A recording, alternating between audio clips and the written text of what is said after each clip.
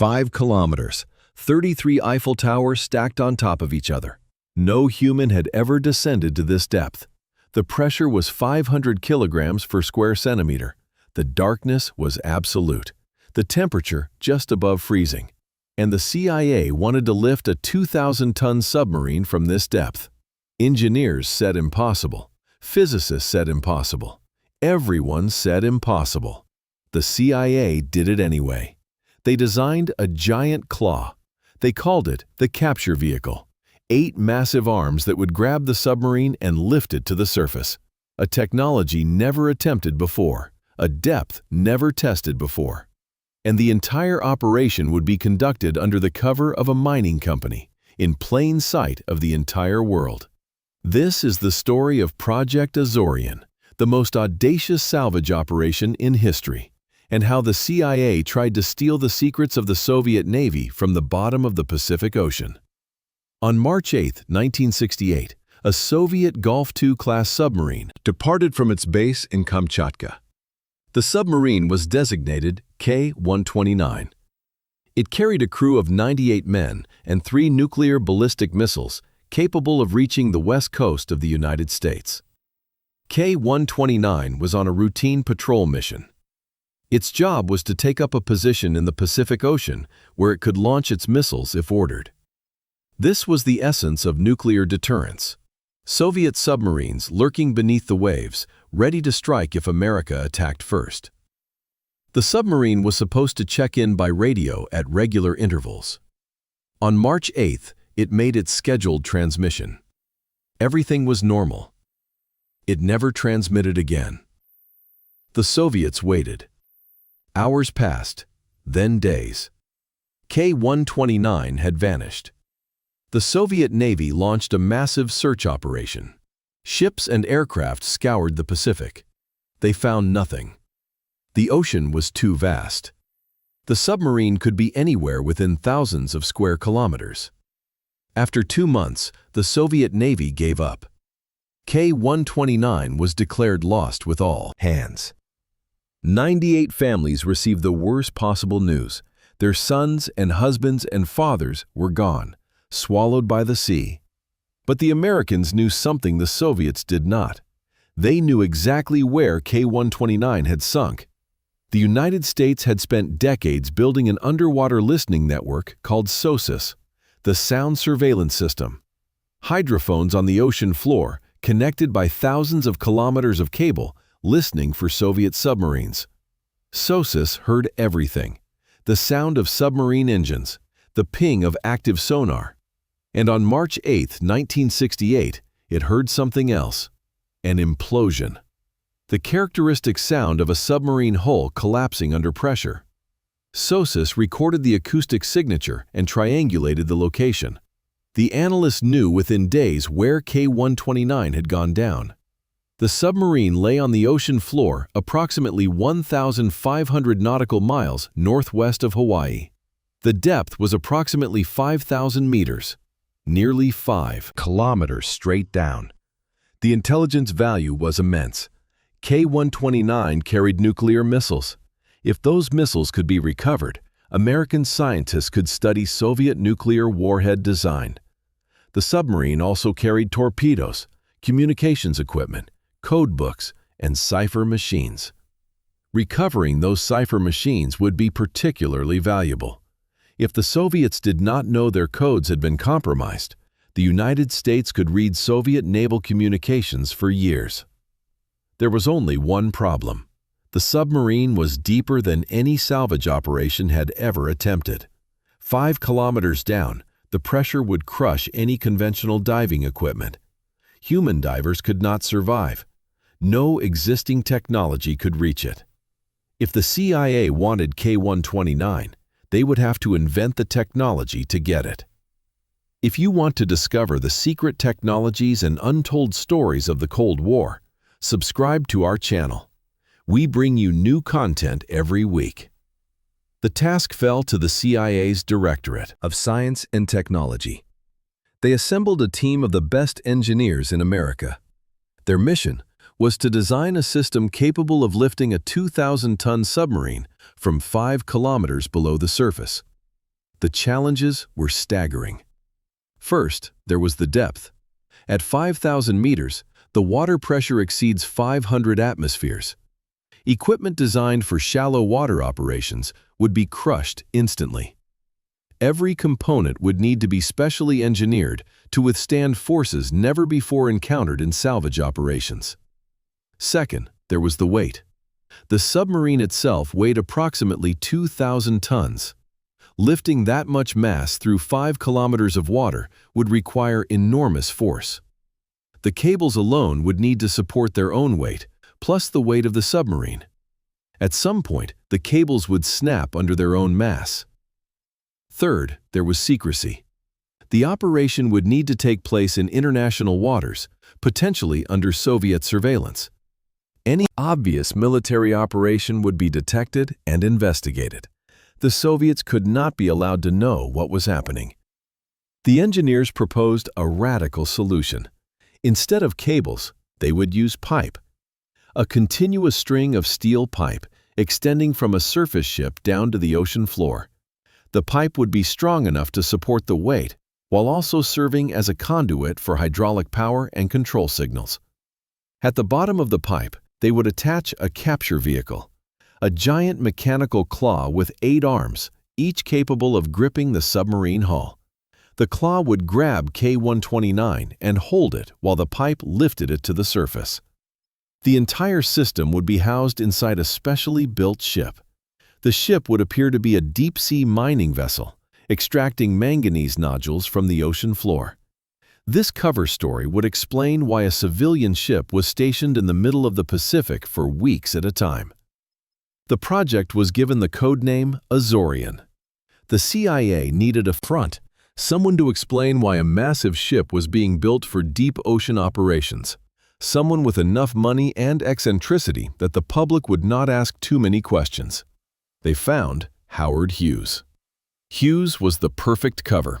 He was a billionaire with known interests in aviation, movies, and unconventional business ventures. He was also famously reclusive, rarely appearing in public and conducting business through intermediaries. If Howard Hughes announced a new deep-sea mining venture, no one would be surprised. In 1970, the Hughes Tool Company announced plans to build the Glomar Explorer. The ship would be the largest deep-sea mining vessel ever constructed. Its mission was to harvest manganese nodules from the ocean floor, potentially worth billions of dollars. The announcement generated modest press coverage. Mining companies expressed skepticism about the economics. Environmentalists raised concerns about ocean floor disruption. But no one suspected the true purpose. The Glomar Explorer was built in Chester, Pennsylvania over 3 years. It was an enormous vessel, 170 meters long, with a distinctive derrick tower rising from its center. The ship looked exactly like what it claimed to be, a deep-sea mining platform. What the public could not see was the moon pool, a massive opening in the center of the ship hidden beneath the deck. When the ship was on station, the moon pool doors would open, and the capture vehicle would descend through the hull directly into the water. From outside, nothing would be visible. The ship cost over $200 million. The total project budget would eventually exceed $500 million. In today's money, several $billion, all to steal one submarine. The capture vehicle was the heart of Project Azorian. Everything else, the ship, the pipe string, the cover story, existed only to deliver the claw to its target. The engineers called it the capture vehicle, or CV. It was an extraordinary piece of machinery. Imagine a giant mechanical spider, 60 meters long and over 40 meters wide. 8 articulated arms, each capable of extending and gripping with thousands of pounds of force. The CV would descend through the water column on the end of the pipe string. Television cameras mounted on the arms would transmit images back to the ship, allowing operators to guide it to the target. Once positioned over K-129, the arms would extend and wrap around the submarine hull. Each arm was equipped with multiple gripping mechanisms. Some would grab the hull directly. Others would slide beneath the submarine to cradle it from below. The idea was to distribute the load across multiple points, preventing any single attachment from bearing too much stress. The entire operation would be controlled from the surface, 5 kilometers above. Operators would watch the television feeds and send commands through the pipe string. The time delay was minimal, but the distance was enormous. Any mistake could be catastrophic. The CV also carried cutting equipment. K-129 had broken apart when it sank. The section containing the missiles and control room was the primary target. If necessary, the CV could cut away portions of the hull to focus on recovering the most valuable sections. Testing the CV was itself a major undertaking. The engineers built a mock submarine and sank it in deep water off the California coast. The CV was deployed and successfully grasped the mock target, but the actual target was far deeper and would present unknown challenges. The technology was unprecedented. No one had ever attempted anything like it. Project Azorian was pushing the boundaries of what was mechanically possible. The Glomar Explorer departed Long Beach, California in June 1974. Its announced destination was a mining site in the Central Pacific. Its actual destination was the wreck of K-129. The voyage took several weeks. Along the way, the crew conducted realistic mining surveys, maintaining the cover story. They collected ocean floor samples and transmitted routine reports about manganese nodule deposits. Soviet intelligence was aware of the Glomar Explorer. They knew about the Hughes mining venture. Their analysts had assessed it as a legitimate commercial operation, albeit one with uncertain economic prospects. The ship was placed on a watch list, but not flagged as a priority concern. When the Glomar Explorer arrived at its operational site in July 1974, a Soviet naval vessel was nearby conducting routine patrol operations. This was not unexpected. The Pacific was full of Soviet ships monitoring American activities. The CIA had planned for this. The Glomar Explorer's operations were designed to appear consistent with deep-sea mining. The derrick would operate. Equipment would be deployed and retrieved. To a distant observer, nothing would seem unusual. The Soviet patrol vessel observed the Glomar Explorer for several days before departing. Soviet naval intelligence concluded that the ship was indeed conducting mining operations. They filed a report and moved on to other priorities. The Americans breathed a sigh of relief. The cover was holding. The operation could proceed. In late July 1974, the Glomar Explorer began the actual recovery operation. The moon pool doors opened. The capture vehicle was lowered into the water. The pipe string began its slow descent toward the ocean floor, 5 kilometers below. The descent took hours. Each section of pipe had to be carefully attached as the string extended downward. Television cameras on the CV transmitted murky images as it sank deeper into the darkness. At approximately 5,000 meters, the ocean floor came into view, and there, illuminated by the CV's lights, lay the wreck of K-129. The submarine was badly damaged. The hull had collapsed in several places. The bow section was separated from the rest of the vessel. But the sail, the middle conning tower, and much of the forward hull were intact. This was where the missiles and code room were located. The CV operators maneuvered their giant claw into position. Slowly, carefully, the 8 arms extended and wrapped around the submarine hull. Gripping mechanisms engaged. Pressure sensors confirmed that all arms had secure purchase. The command was given to lift. The pipe string began to retract, pulling the CV and its prize upward. The weight was enormous. The stress on every component was at the absolute limit of design specifications, but the system held. 1 kilometer. The submarine rose through the darkness. 2 kilometers. Still holding. 3 kilometers. Engineers watched their instruments with growing hope. Then, disaster. At approximately 3,000 meters depth, something failed. The exact cause is still classified. Some accounts say a structural member in the CV broke.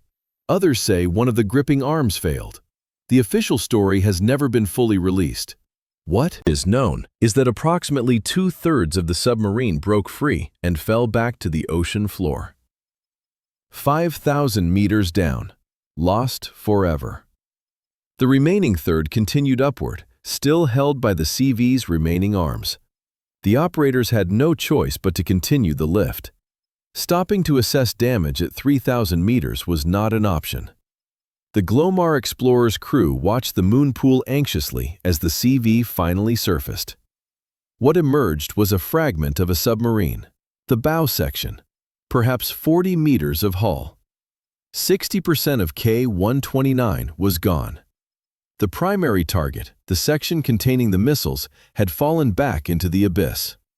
Project Azorian had partially failed, but partially succeeded. The CIA has never fully disclosed what was recovered from K-129. The operation remains one of the most heavily classified projects in American intelligence history. What is publicly known is limited. The recovered section contained the bodies of 6 Soviet sailors. They were given a formal burial at sea with full military honors. The ceremony was filmed and eventually provided to the Russian government after the Cold War ended. The section also contained torpedoes and various equipment. The intelligence value of this material has never been officially assessed, at least not publicly. The big questions remain unanswered. Were any nuclear warheads recovered? Were the code books and cipher machines in the section that was lifted? Did the CIA learn anything that justified the $500 million investment? Unofficial accounts vary. Some former officials have suggested that the recovered material provided significant intelligence about Soviet weapons technology. Others have claimed the operation was largely a failure, yielding little of value. The CIA's official position is silence. The classification remains in place. The full story may never be told. Project Azorian might have remained secret forever, if not for a burglary. In June 1974, just as the Glomar Explorer was departing for its mission, burglars broke into the offices of the Summa Corporation, Howard Hughes's company. They stole documents that included references to the CIA relationship with Hughes. The documents eventually made their way to journalists. In February 1975, the Los Angeles Times published a story revealing the true purpose of the Glomar Explorer. The CIA's most ambitious technical operation had been exposed. The agency tried to contain the damage. They persuaded several news organizations to delay or soften their coverage. But the story was too big. Within weeks, the details were public knowledge. The Soviet response was surprisingly muted. They filed diplomatic protests, but did not escalate. Some analysts believed the Soviets had already suspected something. Others believed they simply did not want to draw attention to the loss of a nuclear submarine. The exposure ended any possibility of a second recovery attempt. The CIA had hoped to return to the site and retrieve the fallen sections. With the world now watching, that was impossible. Project Azorian was over. Project Azorian represented the peak of Cold War technical audacity. The engineering achievements were remarkable. Building a claw capable of operating at 5,000 meters depth, designing a pipe string that could lift 2,000 tons, creating a cover story elaborate enough to fool the Soviet intelligence services. Whether the intelligence value justified the cost remains debated. $500 million 1970s dollars is an enormous sum. The partial recovery meant that the most valuable targets, the missiles and their warheads, were not obtained. But the operation demonstrated capabilities that had broader implications. The deep ocean was no longer inaccessible. Equipment could be designed to operate at any depth. If the CIA could lift a submarine from 5 kilometers down, what else might be possible? The technology developed for Project Azorian found applications in other areas. Deep-sea drilling, undersea cable installation, scientific research at extreme depths. The boundaries pushed by Azorian continued to expand. For the families of K-129's crew, the legacy is more personal. For years, they knew nothing about what had happened to their loved ones. The Soviet government told them only that the submarine was lost. When the burial at sea ceremony was finally revealed, Decades later, it provided a small measure of closure. The American sailors had treated the Soviet dead with dignity and respect. Enemies in life, they found common humanity in death. The wreck of K-129 still lies on the Pacific floor. The sections that fell back during the recovery attempt have never been disturbed. 92 sailors remain entombed in their submarine, 5 kilometers beneath the waves. The ocean keeps its secrets, but Project Azorian proved that with enough determination, even the deepest secrets can be reached.